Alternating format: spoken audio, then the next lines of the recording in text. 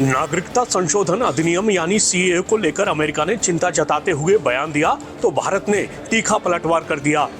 दरअसल अमेरिका ने कहा था कि भारत में सीएए के नोटिफिकेशन को लेकर वो चिंतित है और उसने इसके लागू होने पर बारीकी से नजर बनाई हुई है। अमेरिकी विदेश मंत्रालय के प्रवक्ता मैथ्यू मिलर ने यह बयान दिया था। इसके साथ ही उन्होंने कहा था, धार्मिक आजादी का सम्मान और सभी समुदायों के साथ कानून के तहत समान व्यवहार मौलिक लोकतांत्रिक सिद्धांत हैं।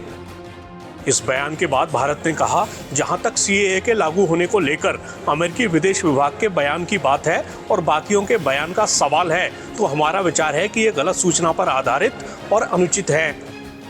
इसके साथ ही भारतीय विदेश मंत्रालय के प्रवक्ता रणधीर जायसवाल ने कहा, भारत का संविधान अपने सभी नागरिकों को धार्मिक आजादी की गारंटी देता है। अल्पसंख्यकों के प्रति किसी भी चिंता का कोई आधार नहीं है। उन्होंने आगे कहा, वोट बैंक की राजनीति को संकट में फंसे लोगों की मदद के लिए किसी प्रशंसनीय पहल के बारे में विचार निर्धारित नहीं करना चाहिए।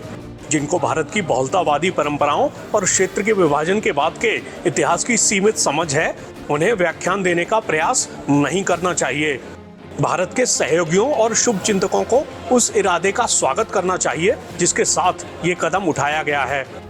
क्या सीएए मुसलमानों के खिलाफ है? हाल ही में इस सवाल पर भारत के गृह मंत्री अमित शाह का ये बयान भी सामने आया था। मैं बाकी रिलीजन्स के बारे में बाद में आती हूँ, पहले मुसलमान समुदाय के बारे में बात करते हैं, क्योंकि चाहे ओवैसी साहब हों, चाहे ममता बनर्जी हों, और फिर बहुत से विदेशी मीडिया जो है वो भी कह रही है it's an anti Muslim law, because आप मुसलमानों को नहीं शामिल कर रहे हैं। तो वो क्राइटेरिया ही है कि मुसलमान नहीं होने चाहिए।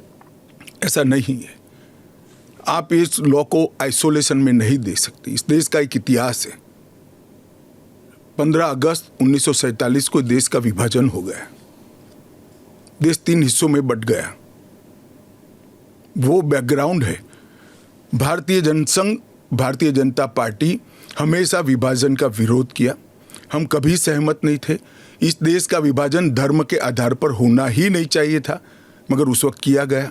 जब धर्म के आधार पर आप विभाजन करते हो और वहाँ जो अल्पसंख्यक है उन लोगों पर ढेर सारे अत्याचार हो, धर्म परिवर्तन कराए जाए, इनकी महिलाओं को अपमानित किया जाए, वो माँ बहन बेटी के लिए वो शरण में आए भारत की, तो क्या उसको यहाँ नागरिकता का अधिकार नहीं है? और स्वयं कांग्रेस के नेताओं ने आज़ादी के वक्त सैकड़ों भाषणों में कहा है कि अभी मारकाट चल रही है, अभी जहाँ है वहाँ रह जाइए, बाद में जब कभी भी भारत में आएंगे आपका स्वागत है। परंतु बाद में इलेक्टोरल पॉलिटिक्स चालू हुई, वोट बैंक की राजनीति चालू हुई। अपीसमेंट के कारण वो वादा कांग्रेस पार्टी ने कभी पूरा नहीं किया जो आज नरेंद्र मोदी पूरा कर रहे हैं। सर, जो बाकी समुदाय, बाकी जो रिलीजन्स हैं, चाहे हिंदूज हैं, जैन हैं, बुद्ध हैं, सिख हैं, उन सबको तो मैं मानती हूँ, ठीक है, देवर रिलीजन्स बॉर्न इन इंडिया। नहीं, आंकड़े पर पारसी और अगर आप पारसी और ईसाइयों को ला सकते हैं, वो जो रिलीजन्स है, they were not born in India, तो अगर आप पारसी और ईसाइयों को ला सकते हैं तो मुसलमानों को क्यों नहीं? देखिए, मुस्लिम आबादी के लिए ही वो हिस्सा आज भारत का भाग नहीं है।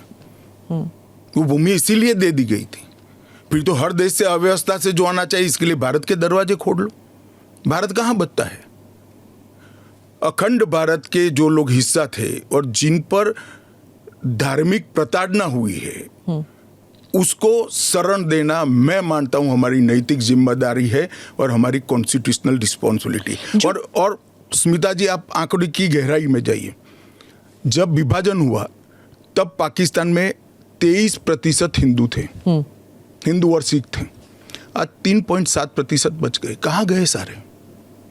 इतने सारे तो यहाँ आए नहीं। धर्म परिवर्तन हुआ, अपमानित किया गया, दोयम दर्जे के नागरिक के नाते इनको रखा गया। कहाँ जाएंगे ये लोग? क्या देश इसका विचार नहीं करेगा? देश की पार्लियामेंट इसका विचार नहीं करेगी? देश की पॉलिटिकल पार्टियों ने इनका विचार नहीं करना चाहिए?